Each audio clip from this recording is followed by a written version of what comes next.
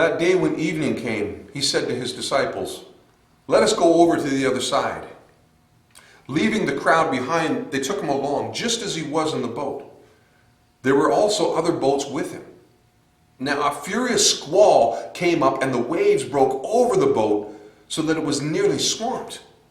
Jesus was in the stern, sleeping on a cushion. The disciples woke him up and said to him, "Teacher, don't you care if we drown?" He got up and rebuked the wind and said to the waves, "Quiet, be still." And then the wind died down, and it was completely calm. He said to his disciples, "Why are you so afraid? Do you still have no faith?" They were terrified and asked each other, "Who is this, that even the wind and waves obey him?" This story is in all three synoptic gospels. That's Matthew, Mark, and Luke. And each account is very similar. And the responses of Jesus are almost identical. He rebukes them for having little faith and letting fear overcome them. I remember getting caught in a riptide one time, a long time ago, swimming in California. When I was young, I was a good swimmer. So venturing out a little from the shore didn't really faze me. But that day, something was different. The lifeguards were in a rowboat ways offshore with megaphones telling everybody to get back into shore. Oblivious, not knowing what was happening, I was quite a distance out myself, and I realized the guy in the boat was yelling at me. "Get back now, come on in, come on in." He's waving me on. For a moment I thought there was a shark, so I started swimming as fast and as hard as I could. When I stopped and looked up, the guy in the boat was even further away. So I put my head down and I started swimming again, but I still kept going in the wrong direction. I had never even heard of a riptide before. I had no idea what was happening, but I quickly learned I was not in control of the situation. I was beyond the help of the lifeguards at this point. The shore was getting farther away by the second. I started to panic, and in desperation I called out to God, "Please, God, don't leave me here. Don't let me drown. Save me." Some of you might think this is a coincidence. I personally don't believe in coincidences, but a huge wave about 20 feet behind me broke and pushed me out of the riptide. Then I was able to swim into shore. Wow.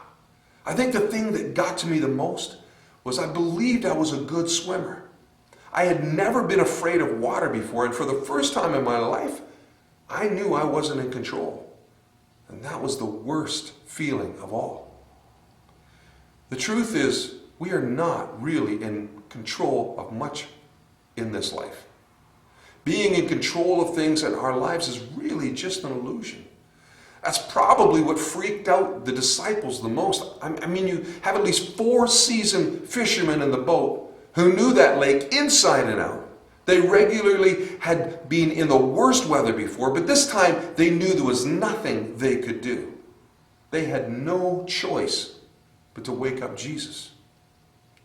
In 2 Timothy 1 verse 7 it says, "For God has not given us a spirit of fear, but of power and of love and of a sound mind." 4 things in this statement we need to pay attention to: spirit of fear, love, power, and common sense. First thing I want to say is that fear itself is not a bad thing. It's a necessity for survival. The verse in Timothy is basically saying we shouldn't fear to give testimony of the gospel. It's not saying we shouldn't fear anything at all. In fact, in Proverbs it says, "Fear of the Lord is the beginning of wisdom." To fear something that is more powerful than you, or something in which you have no control over, can be wise.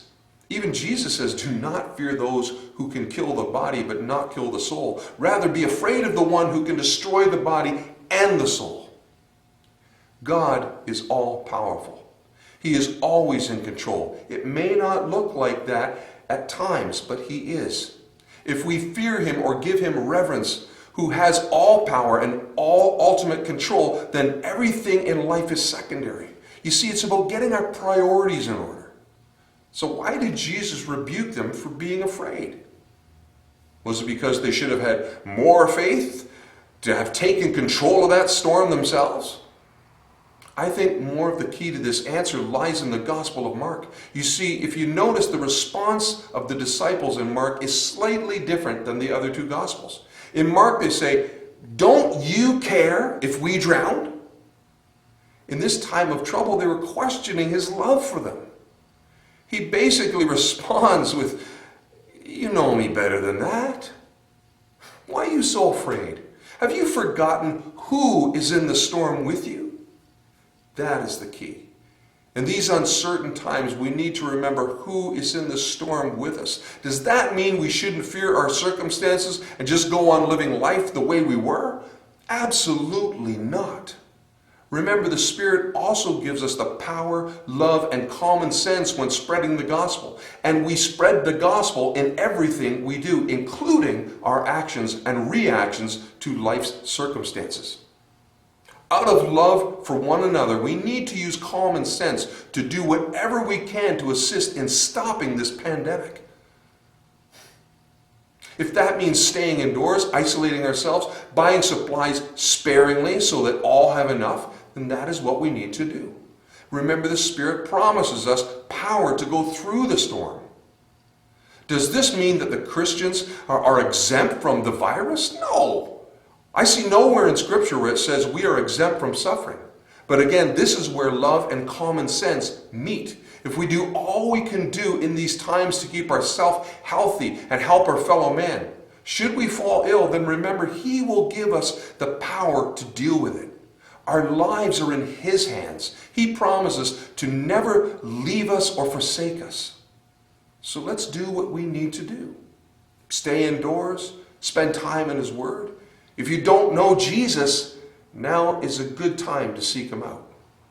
Remember, He loves you, and He is in this storm with you.